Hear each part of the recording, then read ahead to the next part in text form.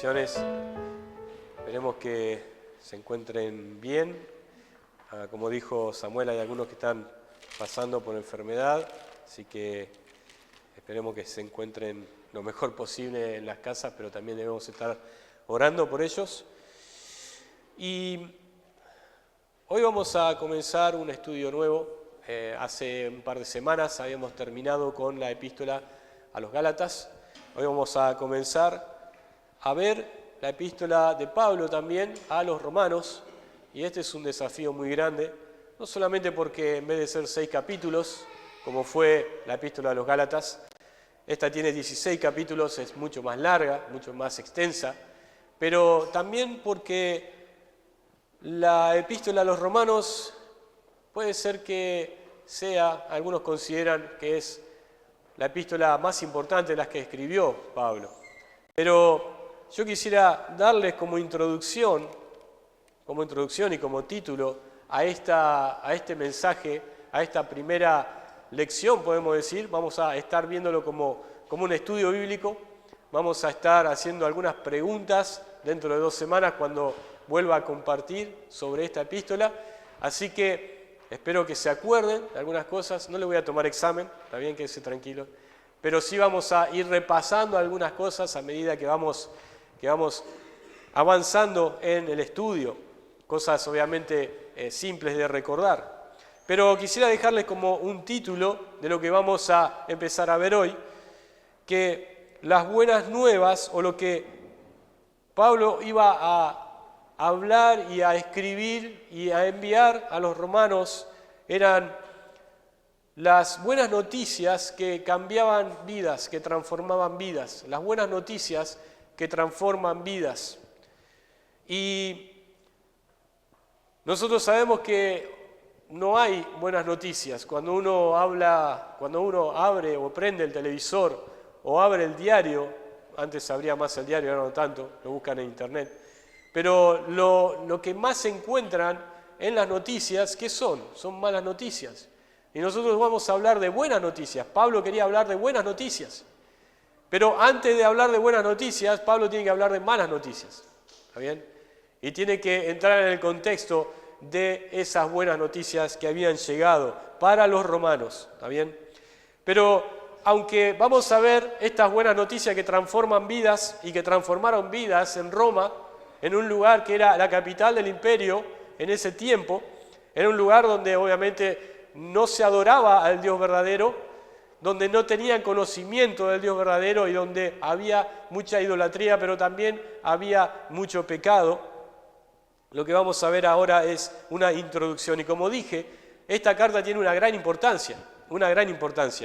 Pero no debemos olvidar lo que también el apóstol Pablo le dijo a Timoteo, en 2 de Timoteo capítulo 3, versículo 16, que toda la Escritura es inspirada por Dios y es útil para enseñar, para redarguir, para corregir, para instruir en justicia. O sea que, aunque lo que vamos a decir de la epístola de Romanos pareciera ser que es una epístola, es una carta, es un libro de la Biblia que es más importante que otros, esto es en el contexto de ciertos parámetros, porque Pablo mismo, que escribió esta misma carta, dice que toda la Escritura es inspirada por Dios, o sea, toda la Escritura tiene la misma validez. Y toda la Escritura es útil para enseñar.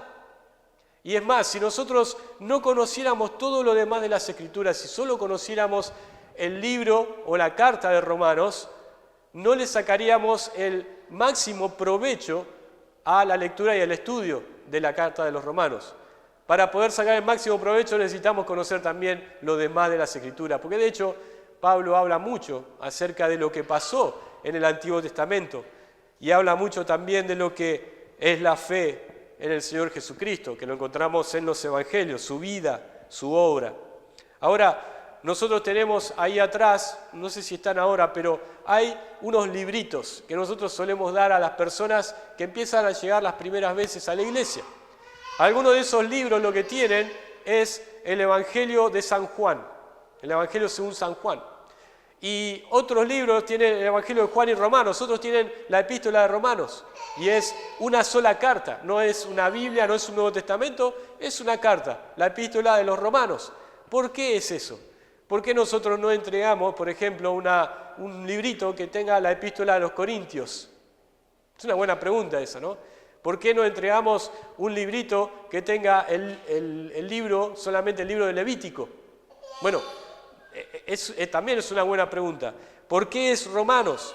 Y lo que quisiera mencionar es algunas frases de algunas personas que han evidenciado o que dan testimonio de que esta carta realmente fue muy importante y es hoy en día muy importante, no solamente para el contexto mundial, sino también para algunas personas en particular y para la historia de la humanidad. Y lo que quiero decir es esto. Alguien dijo así: los salmos de David en el Antiguo Testamento, ¿vieron cuando ustedes abren el libro de Salmos? Hay muchos salmos que dicen Salmo de David. Los salmos de David en el Antiguo Testamento, así como las epístolas de Pablo en el Nuevo Testamento, son como esas estrellas rutilantes, refulgentes en el cielo de lo que podemos llamar la Escritura. Y sin las epístolas de Pablo en el Nuevo Testamento, nosotros no podríamos comprender mucho de lo que es la teología bíblica. Si Pablo no hubiera sido enviado y propuesto por Dios para escribir estas epístolas, tendríamos mucho de la doctrina bíblica que no conoceríamos. ¿Está bien? Y eso es lo que son todas las epístolas de Pablo. Pero sobresale en lo que es la teología la epístola de Pablo a los romanos. Porque alguien también dijo así: si hablamos de una forma definitiva y de una forma teológicamente hablando, el libro más importante de teología en el Nuevo Testamento es justamente la epístola a los romanos. Y también podemos decir que de todos los libros de la Biblia es el que más se le parece a un libro de teología sistemática. Algo de esto habló Brian el día miércoles, teología sistemática. Nosotros tenemos libros que son así de gordos, que hablan acerca de la teología sistemática. Un tema que se desarrolla a través de todas las escrituras. Y hay estudiosos que han escrito estos libros. Cuando yo iba al Instituto Bíblico, el libro de teología que teníamos que estudiar era de Schaffer, me acuerdo. Eran 2 tomos así, de grandes. No alcanzamos a leerlos todos, vimos un resumen. Pero tenía todas las teologías ahí, todas las teologías bíblicas. Hoy en día hay otros libros de teología. Tenés el libro de teología de MacArthur, por ejemplo.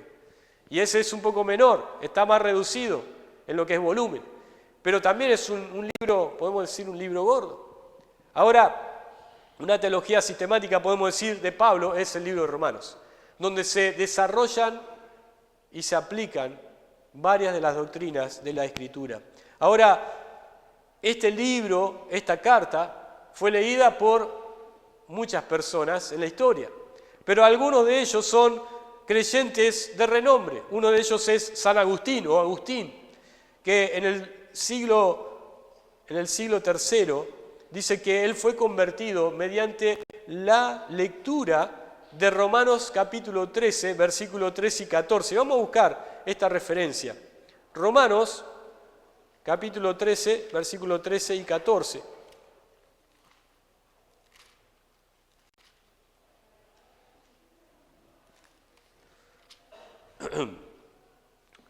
Agustín leyó esto del libro de Romanos y dice la historia que él se convirtió entendiendo estos 2 versículos. Dice: andemos como de día, honestamente, no en glotonerías y borracheras, no en lujurias y lascivias, no en contiendas y envidias, sino vestido del Señor Jesucristo, y no proveáis para los deseos de la carne. Y el hecho de vestido del Señor Jesucristo tiene que ver con aquellos que son verdaderos creyentes. Y entonces él entendía que él no era un verdadero creyente, aunque quizás estaba buscando una religión, pero realmente no se había vestido del Señor Jesucristo, no había llegado a la fe en Cristo que le salvaba. La Reforma Protestante, que fue inaugurada por Martín Lutero, ustedes han estudiado, han escuchado acerca de él, es cuando Lutero finalmente comprendió este versículo que está en Romanos capítulo 1, versículo 16 y 17, que dice que el justo por la fe vivirá, el justo por la fe vivirá. Y entonces él entendió verdaderamente que la justicia de Dios se impartía a los hombres que son pecadores por medio de la fe en Jesucristo.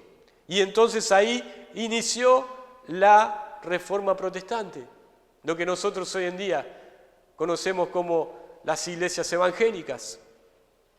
Hay otros que también fueron confirmados en la salvación, entendieron que realmente eran salvos, como John Wesley, que él entendió que era salvo por leer un comentario acerca del libro de Romanos. Y también Juan Calvino, que era uno de los contemporáneos de Lutero, dijo que cuando alguien comprende esta epístola, y eso es algo difícil, pero vamos a intentar hacerlo, tiene las puertas abiertas para comprender toda la Escritura. Vamos a ver si eso es así. Pero realmente era y es una epístola muy importante, muy importante. Ahora, es una epístola donde nosotros encontramos versículos que son también muy importantes. Versículos que están muy familiarizados con nuestro habla, quizás con los incrédulos. Cuando predicamos el Evangelio, muchas veces utilizamos, la mayoría de las veces, versículos de la epístola de Romanos. Seguramente han memorizado versículos de la epístola de Romanos, pero encontramos ahí también las verdades acerca de Dios, las verdades acerca del hombre, las verdades acerca del hombre que es pecador, encontramos ahí en capítulo 3. Encontramos también exhortación, consuelo, ánimo para la vida cristiana en esta epístola. Por eso es tan importante. Quisiera mostrarles algunas diapositivas ahí de algunos versículos. Este es un bosquejo de la epístola. Lo vamos a estar viendo al correr de los capítulos. Pero vamos a la próxima. Y la próxima tiene que ver justamente con la importancia de la carta. Habíamos dicho que es el escrito más aproximado a una teología sistemática y que también la Reforma Protestante fue inaugurada cuando Lutero comprendió este versículo. Pero la siguiente diapositiva dice que tiene textos sobresalientes esta epístola. Y vamos a encontrar muchos de ellos cuando la leemos, ¿no? ¿Han leído ustedes la epístola de los Romanos? Si no quieren, no levanten la mano. Pero ¿han leído completamente la epístola de Romanos? Y si la han leído, ¿cuántas veces la han leído? Bueno, una de las tareas que vamos a tener es leer la epístola de Romanos. Y si ustedes pueden hacerlo una vez por semana. No es muy largo, no es muy extenso. Pero lean la epístola de los Romanos, porque ahí van a encontrar estos versículos. Acá puse solamente algunos.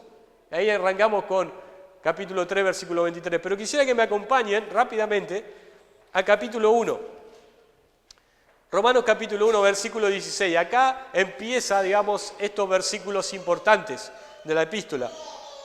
Si bien todos los versículos son importantes, todos los textos son importantes, pero hay algunos que son sobresalientes.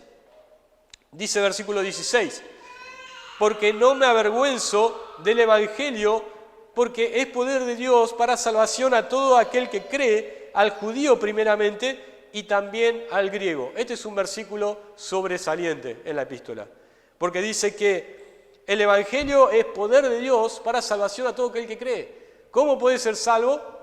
Creyendo en lo que dice el Evangelio. Ahí está, es un versículo importante. Capítulo 3, versículo 9, capítulo 3, versículo 9 al versículo 11. Acá encontramos que todos los hombres son pecadores. ¿Qué pues? ¿Somos nosotros mejores que ellos? En ninguna manera. Pues ya hemos acusado a judíos y a gentiles que todos están bajo pecado. Como está escrito, no hay justo ni aún uno. No hay quien entienda. No hay quien busque a Dios. No hay justo ni aún uno. Todos son pecadores. ¿Dónde lo encontramos eso? En la epístola de los Romanos.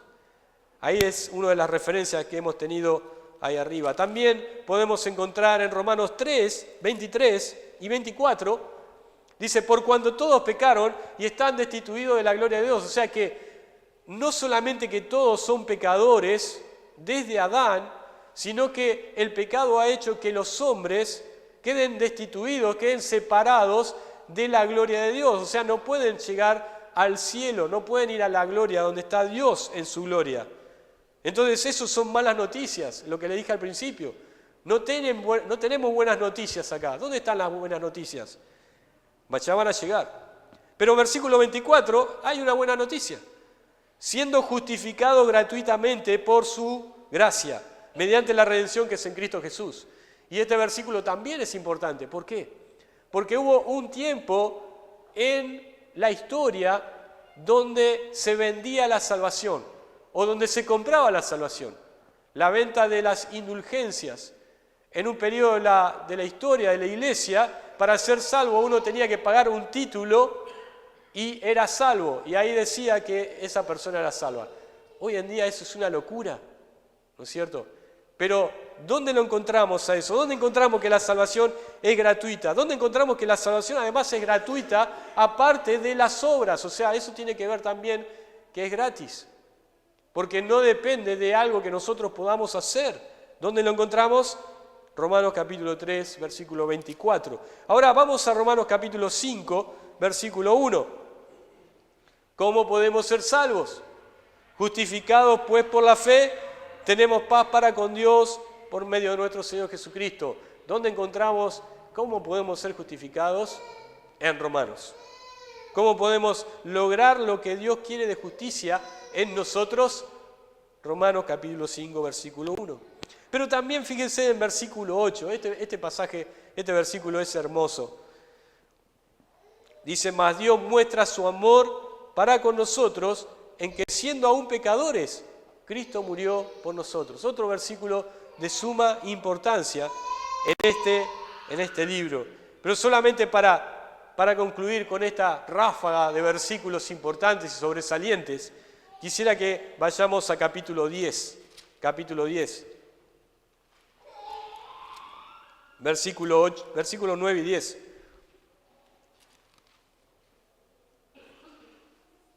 Dice que si confesares con tu boca que Jesús es el Señor y creyeres en tu corazón que Dios le levantó de los muertos, serás salvo, porque con el corazón se cree para justicia, pero con la boca se confiesa para salvación. ¿Cómo hacemos para ser salvos? Creyendo y confesando. Creyendo y confesando. Y vamos a encontrar en el libro de Romanos todas estas perlas, todas estas estrellas en el cielo, que son estos versículos clave. Por eso es que decimos, es una de las epístolas, si no la más importante, en el Nuevo Testamento, sobre todo en cuanto a teología. Ahora, vamos al escritor. ¿Quién es el escritor? Bueno, hemos dicho desde el principio que el escritor de esta epístola es Pablo. En versículo 1 de capítulo 1 dice así. Primer palabra en el texto dice Pablo, siervo de Jesucristo, llamado a ser apóstol, apartado para el Evangelio de Dios, y ahí empieza su escritura, ¿no es cierto? Ahí empieza él a escribir lo que le iba a decir a los romanos. Entonces, Pablo mismo dice, yo soy Pablo y es el que estoy escribiendo esta carta. Ahora, algunos críticos en la historia y algunas personas han querido decir que, bueno, realmente hay algunas dudas de que Pablo haya escrito esta carta. Realmente hay mucha evidencia para entender que esta carta fue escrita por Pablo. Una de ellas es que Pablo, que es el apóstol, era antes Saulo de Tarso.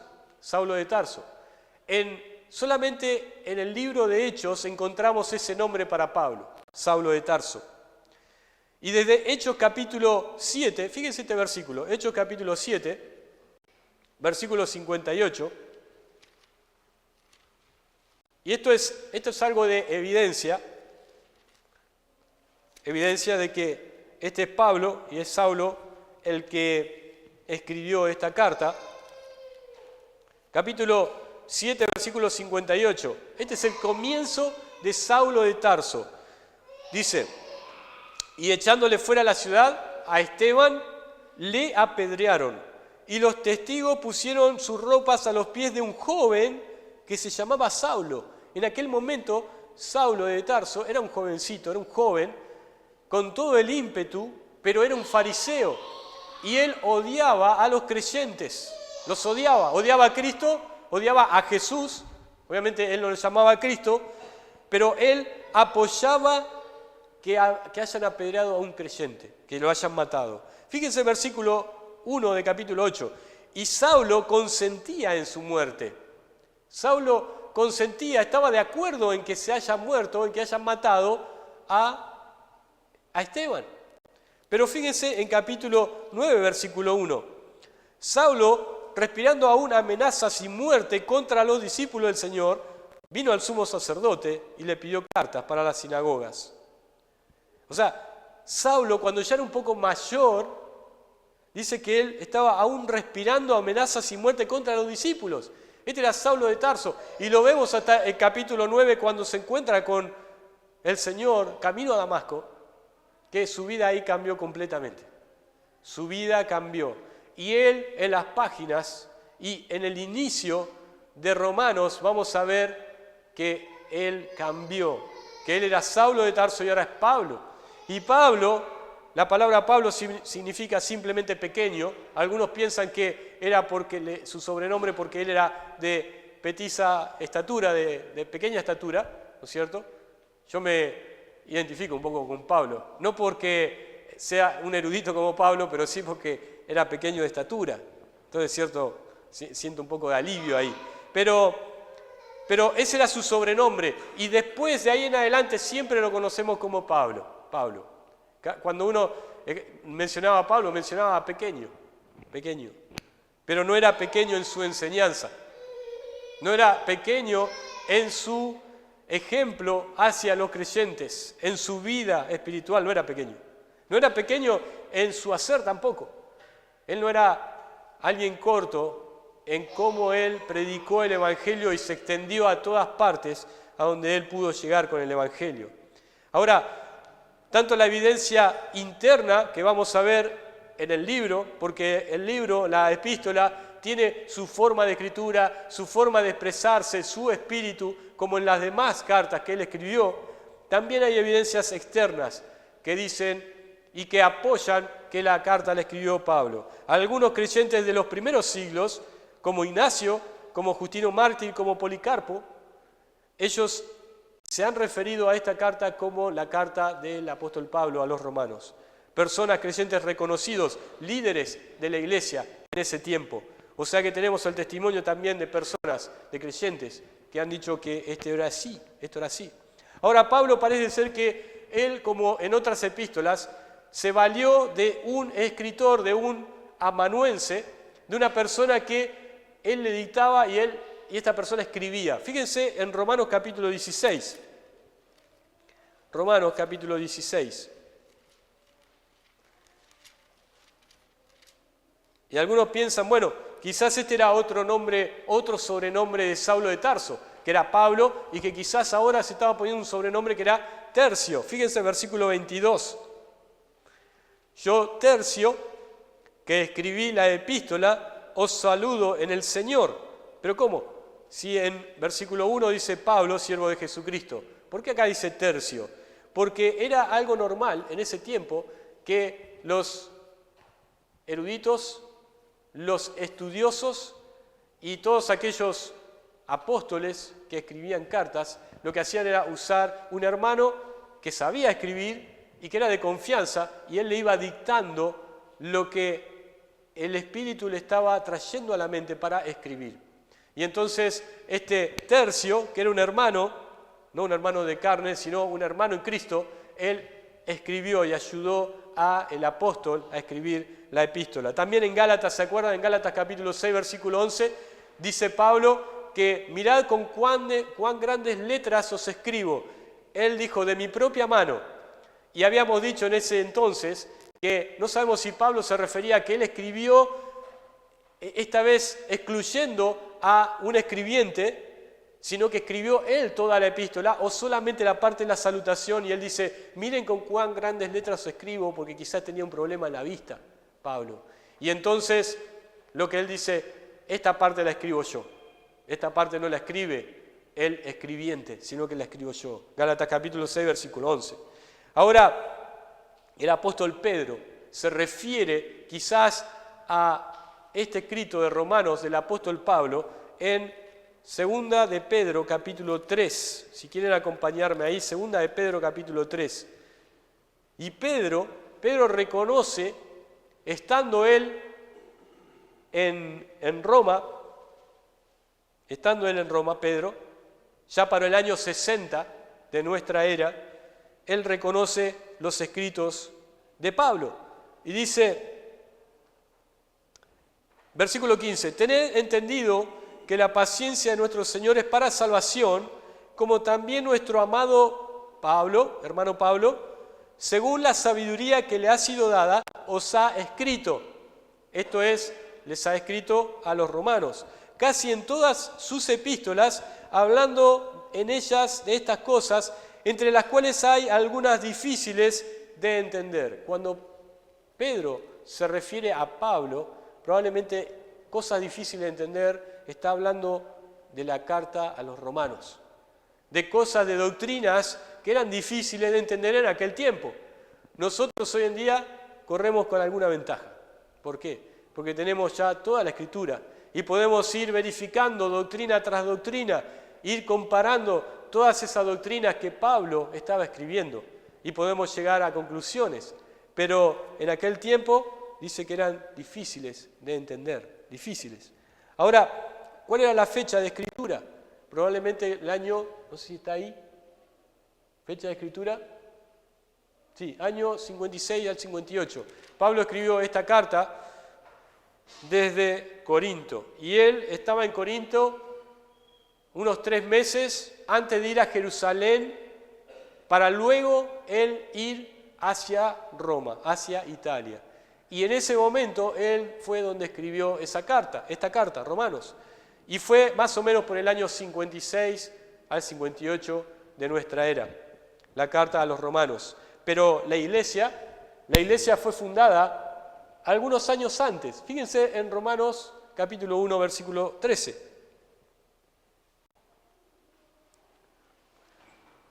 Romanos 1:13 nos habla acerca de que la iglesia ya había sido constituida y fundada hacía varios años ya.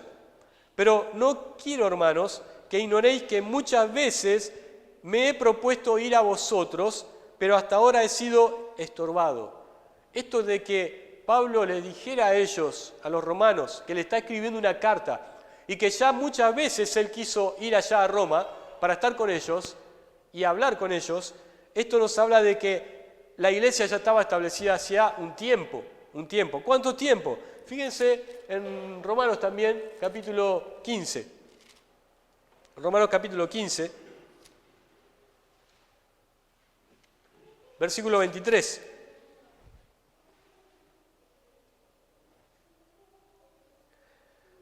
Dice, pero ahora no teniendo más campo en estas regiones y deseando desde hace muchos años ir a vosotros.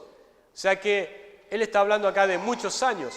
Si él escribió la epístola en el año 56 y hacía muchos años que él había querido ir a ellos, esto nos habla de que la iglesia probablemente fue fundada, como dice la tradición, aproximadamente en el año 42 de nuestra era. O sea que ya había creyentes antes de que llegue Pablo a predicar el Evangelio a ese lugar, a esa ciudad. Pablo no fundó esa iglesia, tampoco la fundó Pedro, como algunos intentan establecer, que Pedro fue el fundador de la iglesia de Roma. Pedro estuvo por lo menos hasta el año 50 en Jerusalén, y un poco más también.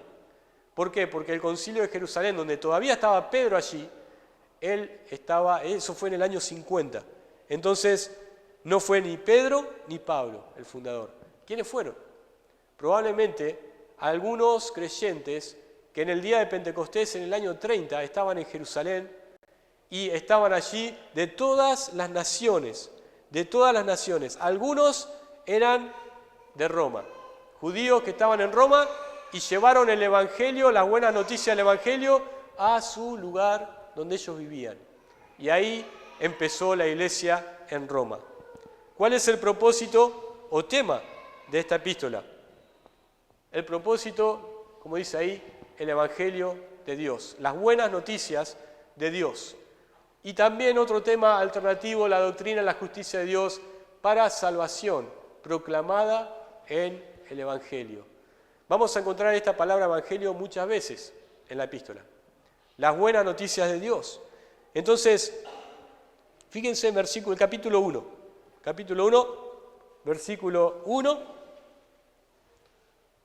Dice, Pablo, siervo de Jesucristo, llamado a ser apóstol, apartado para el Evangelio de Dios. Versículo 9. Porque testigo me es Dios, a quien sirvo en mi espíritu en el Evangelio de su Hijo.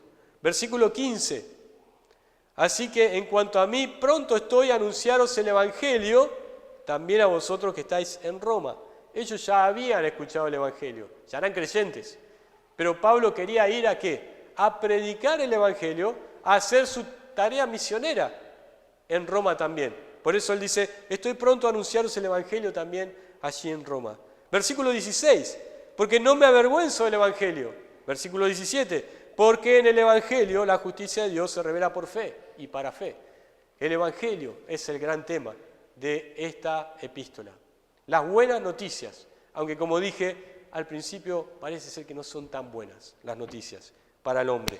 Pero Pablo empieza con las malas y termina con las buenas noticias para la humanidad.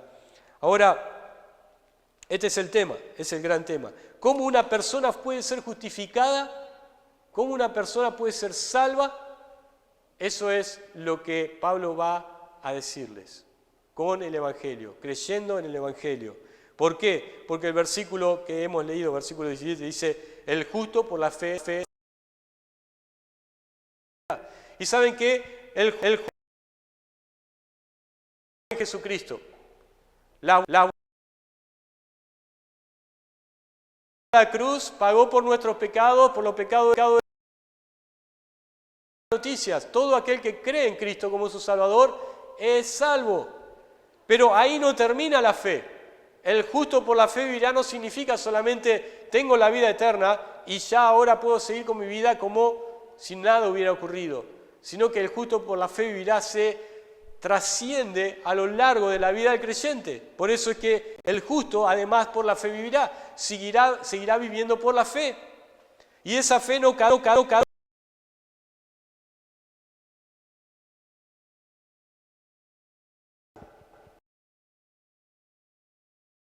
Ir creciendo desde que es salvo.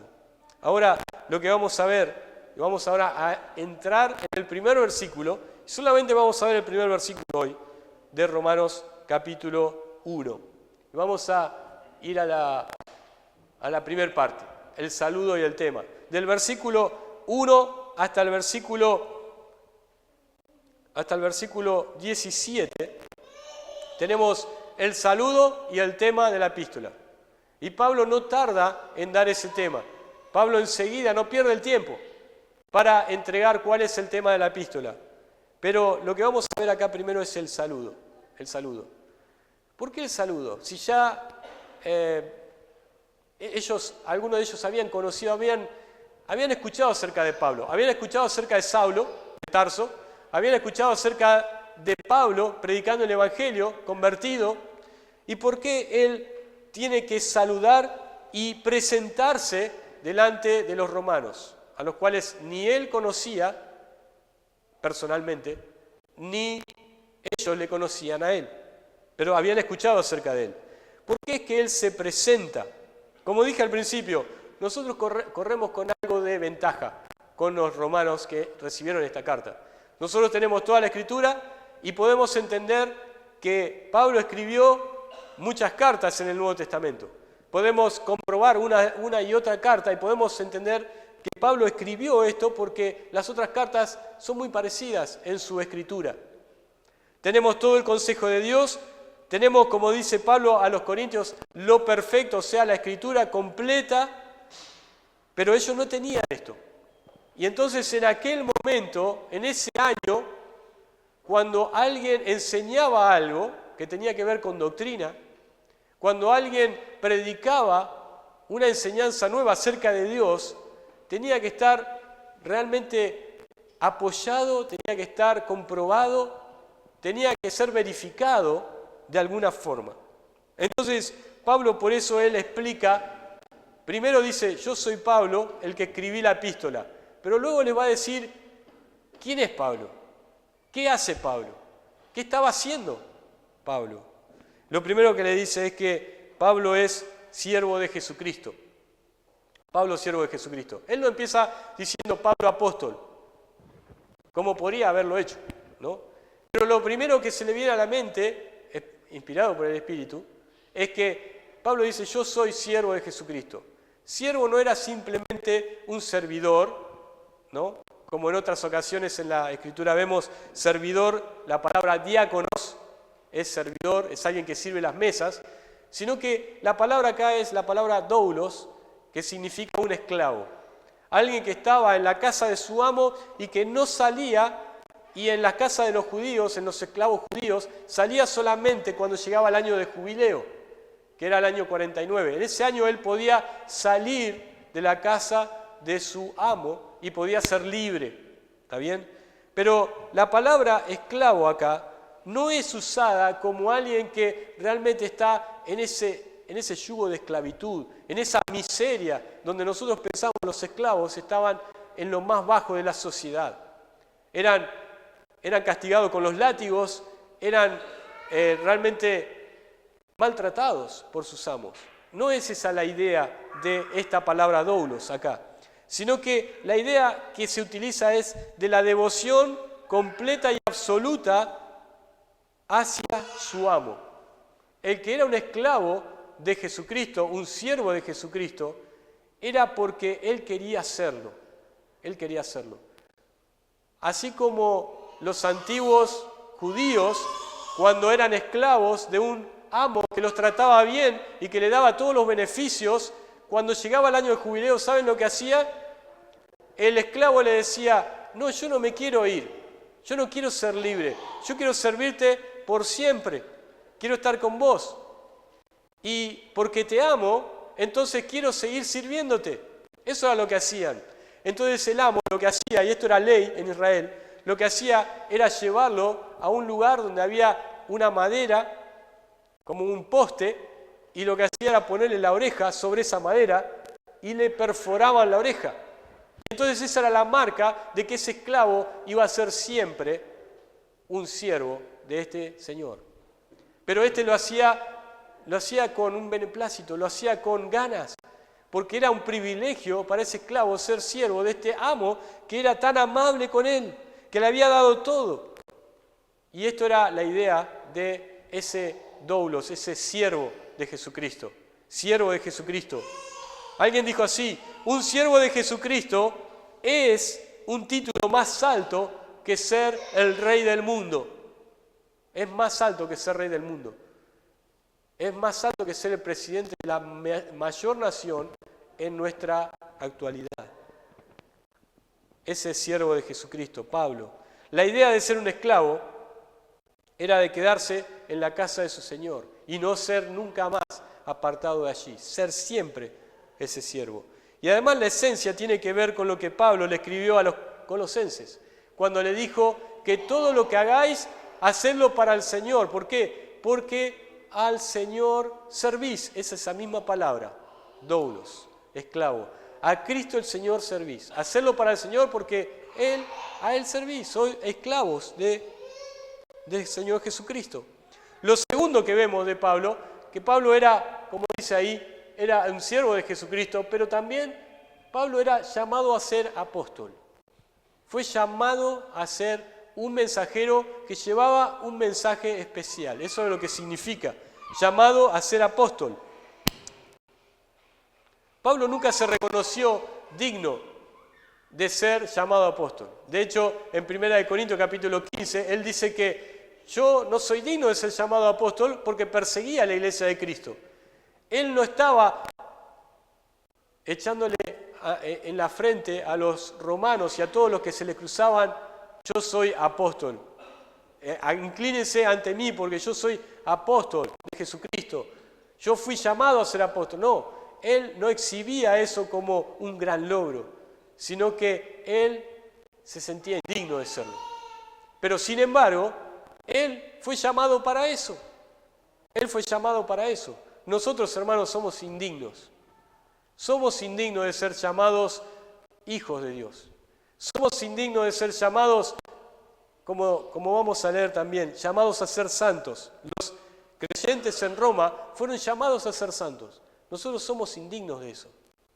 Somos indignos de todas las cosas que nosotros tenemos por su gracia. Pero aún así, Pablo fue llamado a ser apóstol. Somos indignos. Yo soy indigno de estar parado acá. Soy indigno de predicar la palabra. No soy digno de predicar la palabra.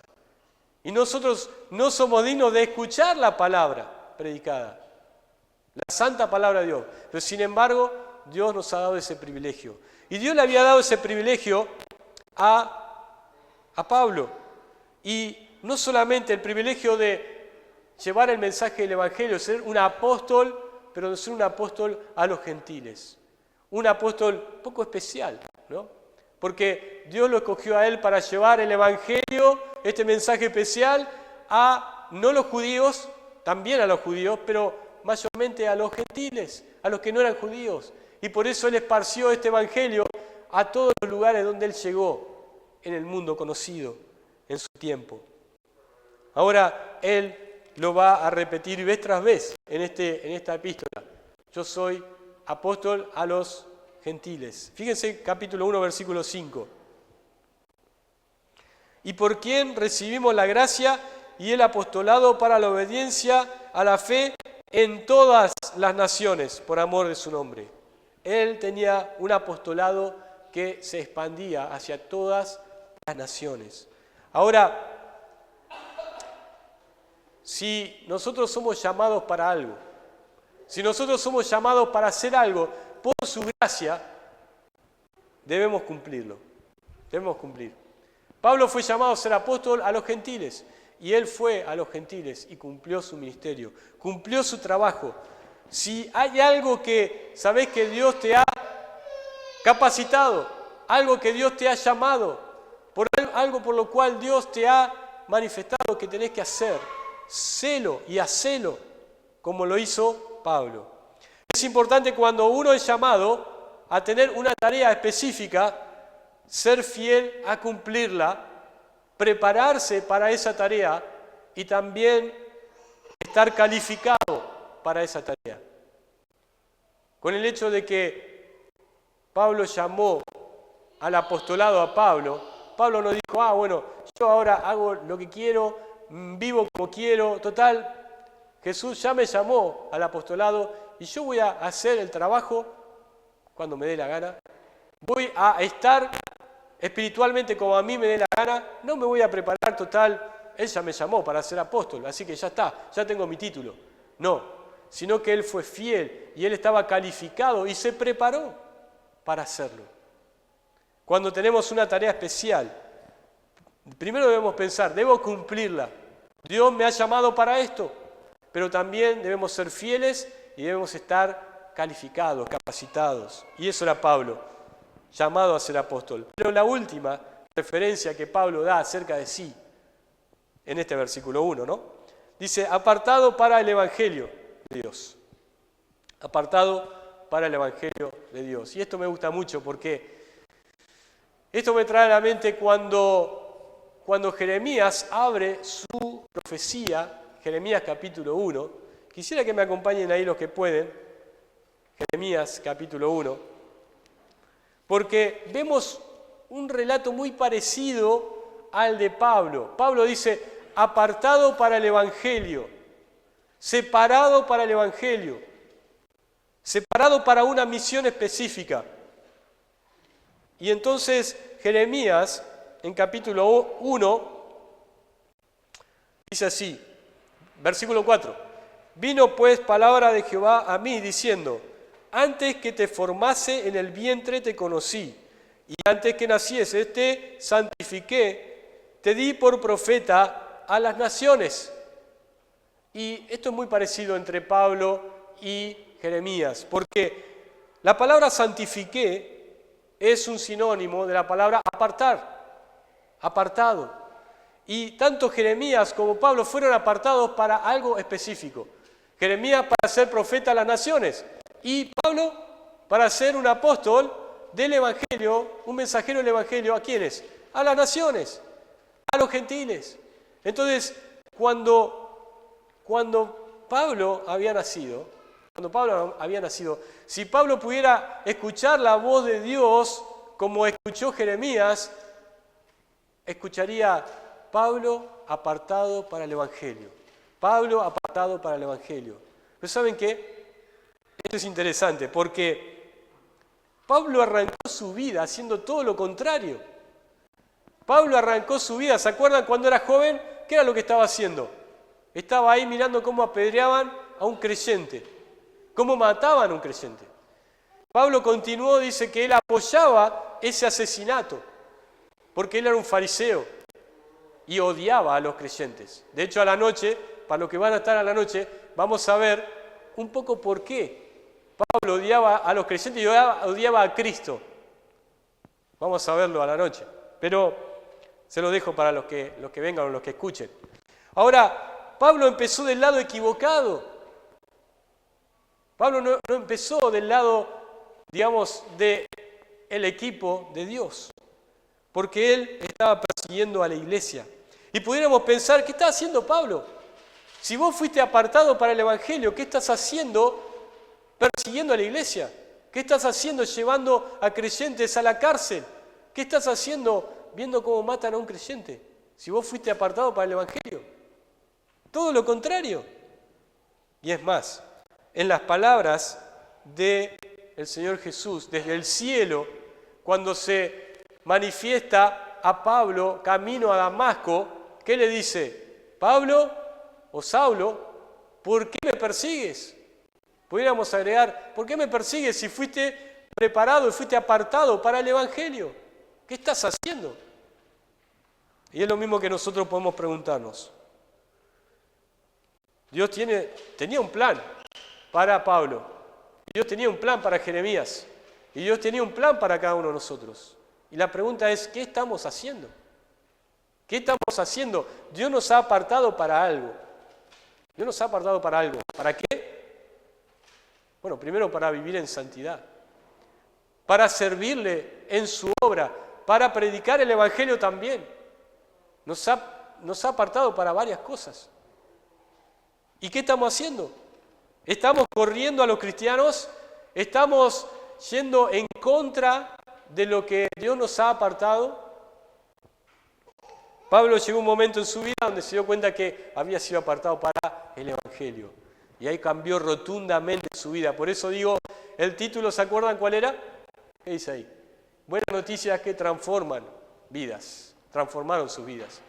Y en principio transformó la vida de Pablo, el Evangelio. Por eso es que Pablo quiere también enseñarles este Evangelio que transforma vidas a los que ya habían conocido el Evangelio y a los que todavía no lo habían conocido.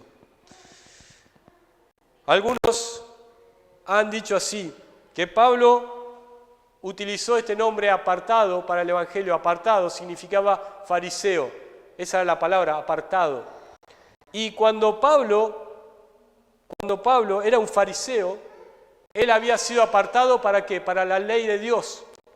Pero cuando Pablo fue creyente, él fue apartado para el Evangelio de Dios. Para el Evangelio de Dios. Y es justamente esto el mensaje que él iba a predicar. El Evangelio de Dios. Las buenas noticias que pueden transformar vidas. Anunciar el Evangelio. Eso era la tarea de Pablo. Hoy en día, como dije, no hay buenas noticias. No hay. El comentario MacArthur sobre esto dice así. Miles de bebés nacen diariamente en un mundo lleno de malas noticias. Malas noticias. Es una alegría cuando nace un bebé, pero ¿saben qué? Nació en un mundo donde va a haber malas noticias todos los días. Y en su vida va a haber malas noticias. Esto es totalmente deprimente. Pero si nos ponemos a pensar, a veces hay buenas noticias. ¿Qué son las buenas noticias? Son la cesación, el descanso de las malas noticias en realidad. Son breves las buenas noticias, ¿no es cierto?, en la vida, en el mundo. Cuando hay una buena noticia en el noticiero, empezamos a ver, qué bárbaro, esto es una buena noticia, ¿no? Pero es breve. Los pecadores a veces descansan también. Y entonces por eso es que hay un impas, ¿no? Hay un poco de buenas noticias ahí, cuando los pecadores no están actuando. Pero son breves las buenas noticias. Ahora, la pregunta que hace MacArthur dice, ¿hay buenas noticias? ¿Hay buenas noticias? Acá no está hablando de buenas noticias de Dios. Buenas noticias de que el pecado puede ser enfrentado o de que la culpabilidad y la ansiedad pueden ser aliviadas. ¿Hay buenas noticias acerca del significado de la vida? ¿Hay buenas noticias? Y Pablo dice en versículo 1 que hay buenas noticias. Y esas buenas noticias son el Evangelio de Dios, las buenas noticias de parte de Dios. Y vamos a verlas, Dios mediante. Y vamos a verlas, Dios mediante, a través de la epístola a los romanos, las buenas noticias. Hermanos, ¿conocen las buenas noticias de Dios? ¿Conoces las buenas noticias? Esto cambia completamente la vida si conocemos las buenas noticias de Dios. Cambia nuestro carácter porque tenemos las buenas noticias de Dios. Las conocemos. Cambia nuestra forma de vida, transforma nuestra vida, transforma nuestro andar en este mundo, las buenas noticias. ¿Está preparado para recibir las buenas noticias? Bueno, eso lo veremos al correr del Evangelio. Pero hoy en día, ¿conoces las buenas noticias de Dios? ¿Ya conocés las buenas noticias? Eso debe transformar nuestras vidas. Nuestra vida no es igual que la del mundo. ¿Por qué? Porque conocemos las buenas noticias. Si nuestra vida es igual que todo el mundo, que estamos tristes, que estamos preocupados, que no tenemos gozo en nuestro corazón, que no amamos a nuestro prójimo, quiere decir que realmente no conocemos las buenas noticias. Si nuestra vida no es una vida de santificación, de santidad, no conocemos las buenas noticias de Dios. Pero las buenas noticias transforman vidas. Vamos a orar. Padre nuestro que estás en los cielos, te damos gracias por poder comenzar con este estudio de la epístola a los romanos y pedimos que nos bendigas a través del estudio de la lectura. Te pedimos, Padre, que podamos ser fieles en leerla en estas semanas y pedimos, Padre, que tú nos sigas bendiciendo, nos sigas llenando de tu palabra en esta epístola, llenando del gozo de las buenas noticias del Evangelio. Padre, que podamos meditar en ellas y que tú vayas transformando nuestra vida completamente más a la imagen de Cristo.